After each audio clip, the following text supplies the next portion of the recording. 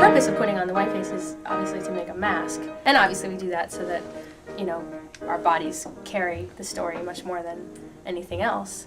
But also because when we take away our own personal identity, we get a chance to be someone else.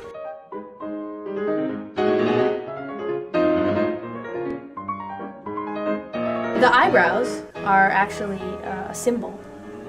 They're a symbol for an expression, and the expression is something along the lines of,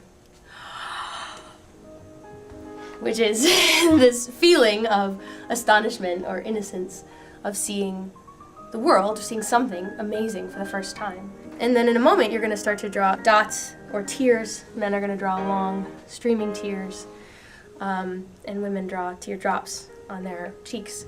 And that's another symbol. It's a symbol for pretty much the opposite feeling. It's a symbol for age and loss and experience and seeing something for the last time. So the idea is that the mime tells the story from both points of view simultaneously. The point of view of seeing something incredible and astonishing for the first time, and seeing it also with age and wisdom and experience for the last time.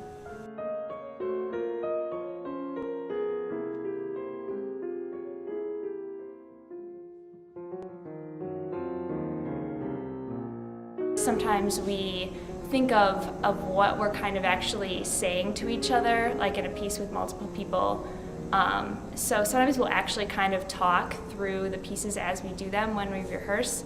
Some of the things can be like really physically demanding. Sometimes we do fantasy mimes where we become objects, and so sometimes it's hard to figure out how do you embody an object. And so that can be challenging and kind of scary sometimes, but it's really fun when you get the hang of it.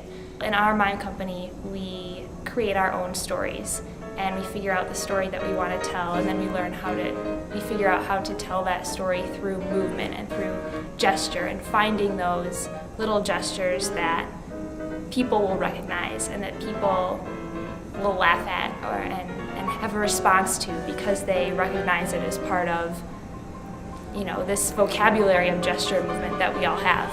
I guess what's really cool is it's not always silent, because if the audience is laughing, then as the actor, you're listening to all the responses that the audience is having.